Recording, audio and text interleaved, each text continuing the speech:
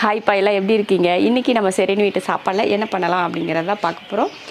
First எல்லாத்தையும் எடுத்து ready பண்ணி வச்சுக்கலாம். மேலே வச்சோன்னா நைட்டில் வந்து ஏதாவது குருவி காக்கா எதுனாலும் வந்ததுன்னா நைட்டில் வராது, தட்டி விட்ரும். காலையில் நம்ம வரக்கு லேட் ஆச்சுன்னா கீழே தட்டி விட்ரும். குருவி ஏதாவது வந்து தண்ணி இருக்கா என்னென்னு பார்த்து தட்டி விட்ரும். அதனால் எல்லாம் கீழே எடுத்து வச்சுட்டு போயிடுவோம்.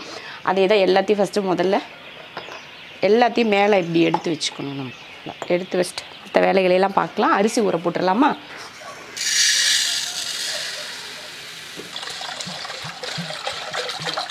அரிசி ஊறிட்டு இருக்கட்டும். நம்ம போய் புதினா நிறைய வளர்ந்துருக்கு, அதை போய் கட் பண்ணி எடுத்துகிட்டு வந்துடலாம்.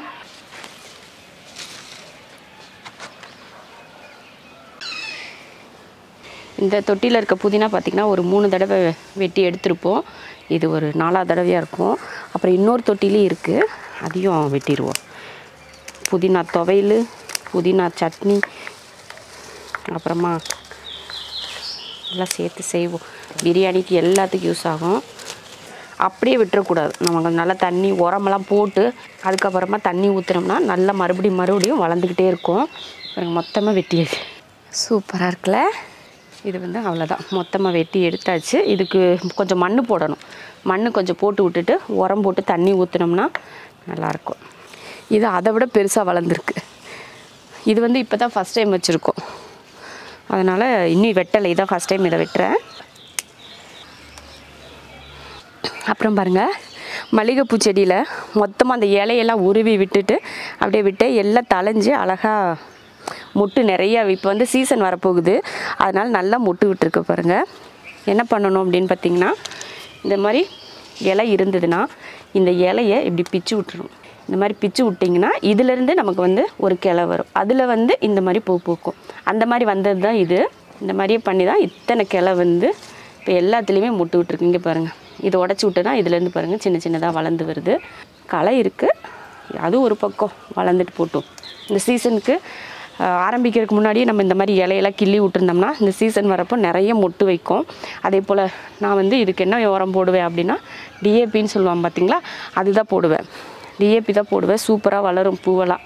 இந்த ஜாதி பூ மட்டும் என்னன்னு தெரில, வெயில் அதிகமாக இருக்குதா என்னன்னு தெரில, பூரா வெட்டி விட்டேன். மறுபடியும் இந்த இதெல்லாம் ஏன் கருகுதுன்னு எனக்கு காரணம் தெரியல. உங்களுக்கு யாருக்காச்சும் அதுக்கு ஒரு ரீசன் தெரிஞ்சுதுன்னா எனக்கு சொல்லுங்கள். ஆனால் பூவெல்லாம் பூக்கும், ஆனால் அந்த இது மட்டும் இலை மட்டும் ஏன் கருகுதுன்னு எனக்கு தெரியல. இந்த முருங்கைக்காய் வந்து நமக்கு காய்ச்சிருக்கு, சூப்பராக காய்ச்சிருக்காங்க பாருங்கள். இதுக்கு முன்னாடி 4 காய் காய்ச்சிது, இப்போ ஒரு காய் காய்ச்சிட்ருக்கு.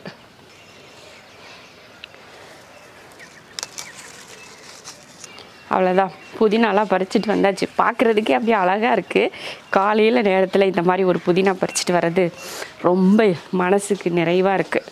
நல்லா வந்து கிள்ளி எடுத்துக்கலாம். இதுலேயும் பாருங்கள் நல்ல முத்தின தண்டு இருக்குது. இதையும் கூட மறுபடியும் இன்னொரு தொட்டி இருந்ததுன்னா அதில் கூட நட்டு வச்சிடலாம்.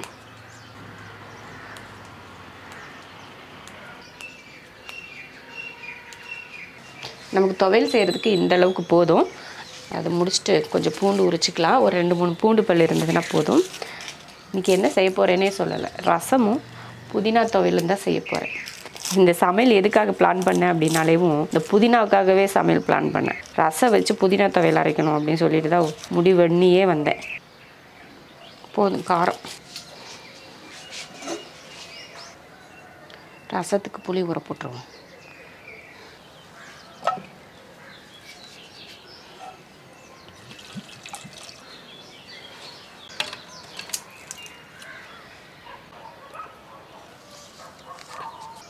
இந்த வரகு சீக்கிரமாக பிடிக்கும். குட்டி குட்டி வரகுல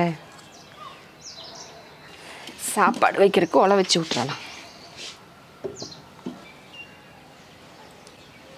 தீ நல்லா பத்திருச்சு. இப்போ மாற்றி வச்சுட்டு புதினா முதல்ல வதக்கிடுவோம்.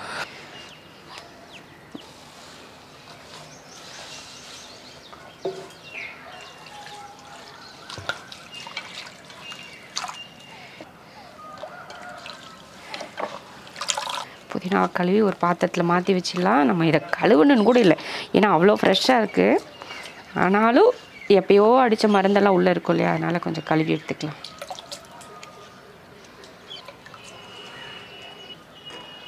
புதினா வதக்கிறதுக்கு கொஞ்சம் சும்மா லைட்டாக 1 ஸ்பூன் அளவுக்கு எண்ணெய் ஊற்றிக்கிட்டால் போதும். பச்சை மிளகாயும் பூண்டும் போட்டு வதக்கிக்கலாம். ஒரு 4 பல் பூண்டு, 4 பச்சை மிளகாய் போட்டிருக்கேன்.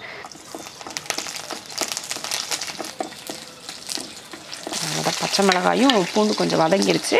இப்போ இதில் புதினா சேர்த்துடலாம்.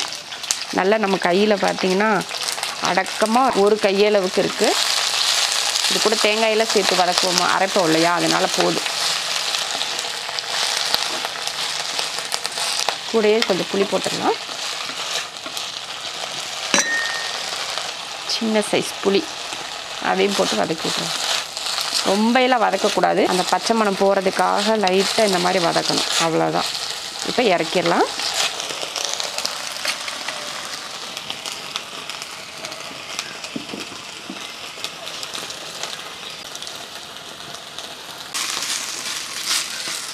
இதில் இருந்ததுன்னா சூடு ஆறவே ஆறாது, அதனால் வேறு பாத்திரத்துக்கு நம்ம மாற்றலாம்.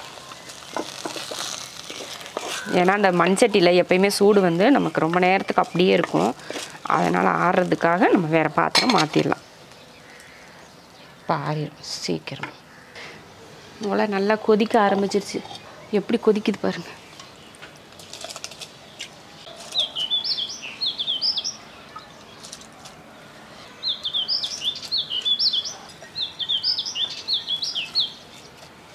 அவ்வளோதான், உப்பு போட்டாச்சு.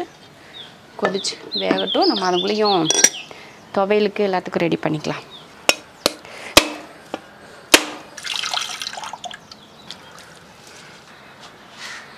கொஞ்சம் ஒரு மிளகா, ஒரு 1/4 ஸ்பூன் அளவுக்கு சீரகம், ஒரு 1/2 ஸ்பூன் மிளகு.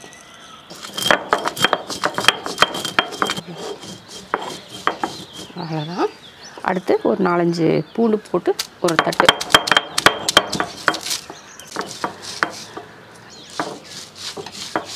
அவ்வளோதான். சூப்பராக தட்டியாச்சு. மிக்சியில் கூட கொஞ்சம் லேட் ஆகும் போல், இதில் ரொம்ப சீக்கிரமாக நுணுக்கிறேன். தக்காளி ஒரு 3 தக்காளி எடுத்துக்கலாம். புளியை கரைச்சிருவோம். புளியை கரைச்சி சட்டை எடுத்து போட்டுட்டு தக்காளி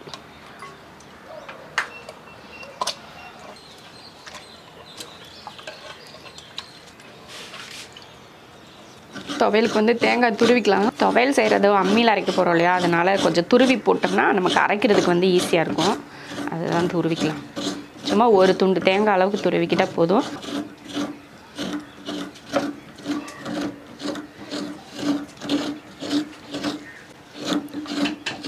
பாத்திரம் வந்து சூடாயிருச்சு. கொஞ்சம் எண்ணெய் ஊற்றிடலாம். ரசம் இதுலேயே தாளிச்சிடலாம். ரசத்துக்கு தேவையான எல்லாத்தையும் நான் ரெடி பண்ணி எடுத்து வச்சுருக்கேன். சோறையும் பார்த்துடலாம். அப்போ திடீர்னு குழஞ்சி போச்சுன்னு இந்த சூரிய ஒளியில் உள்ளே என்ன நடக்குதுன்னே நமக்கு தெரியல. வெளிச்சத்துக்கு போக ஒரு பக்கம், இந்த சூரிய வெளிச்சம் வந்து கிளார் அடிக்கிறது ஒரு பக்கம் தெரியுது. ரசத்துக்கு தட்டியிருக்கேன்னா அதில் ஒரு மிளகாய் மட்டும் கிள்ளி போட்டிருக்கேன். அப்புறம் மஞ்சள் தூள் போட்டுடலாம். கூடவே கருவேப்பிலையும் போட்டு வச்சுக்கலாம். அதுங்களையும் பார்த்தீங்கன்னா ஒரு பக்கம் சாப்பாடே வெந்துருச்சு. அப்புறமா நம்ம ரசம் தாளிக்கிறதுக்குள்ளே அது வந்து குழஞ்சே போயிடும். அதனால் அதை மாற்றி வச்சிடலாம். இந்த அடுப்பில் மாற்றி வச்சிட்டோம்னா நமக்கு இதில் கடுகு போட்டுக்கலாம். கடுகு பொரிஞ்சதுமே ரசத்துக்கு தட்டினது சேர்த்துடலாம். புளியும் தக்காளியும் நல்லா கரைச்சி வச்சுருக்கோம், இதையே ஊற்றிடலாம். உப்பு போட்டுருவோம். உப்பு போட்டுட்டு புளிப்பு என்ன மாதிரி இருக்குதுன்னு பார்த்து தண்ணி ஊற்றிக்கலாம். கொஞ்சம் தண்ணி, அவ்வளோதான். தண்ணி ஊற்றி மல்லித்தலையை சேர்த்து விட்டாச்சு. நல்லா நுரக்கட்டி வரட்டும். தீ வந்து கொஞ்சம் அதிகமாக தான் இருக்குது, அதனால் எக்ஸ்ட்ரா தீயெல்லாம் வைக்க வேணாம், கொஞ்சம் கம்மி பண்ணால் கூட போதும். சூப்பராக வெந்துடுச்சு. கொஞ்சம் தான் வேகாமல் இருந்துச்சு, அதுவும் சூப்பராக வெந்துடுச்சு. வடிச்சிருவோம்.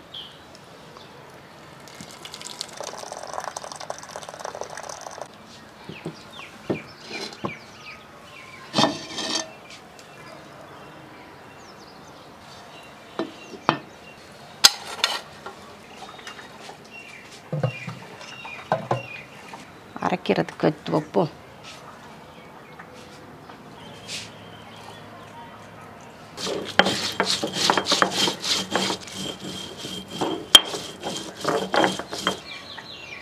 அடுத்து தேங்காய்.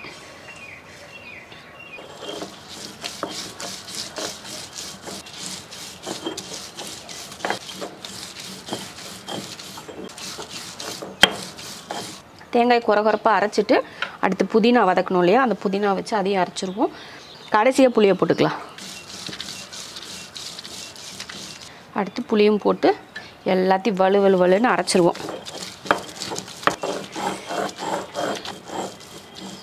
அவ்வளோதான், ரசம் லைட்டாக கொதிக்க ஆரம்பிச்சிருச்சு பாருங்கள். இப்போ இறக்கிடலாம். ரசத்தை இறக்கி வச்சுட்டு மறுபடியும் கண்டினியூ பண்ணுறேன்.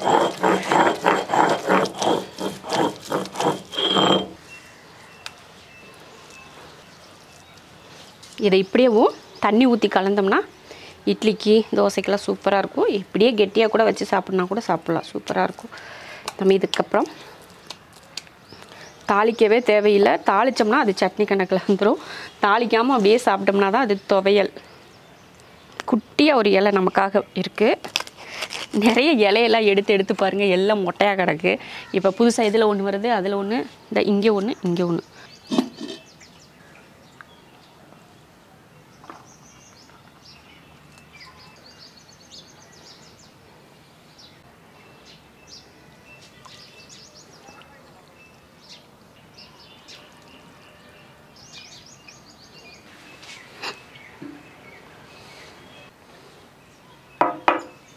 சுட சுட சோறு, சுட சுட ரசம், புதினா துவையல் எல்லாம் ரெடி ஆயிடுச்சு.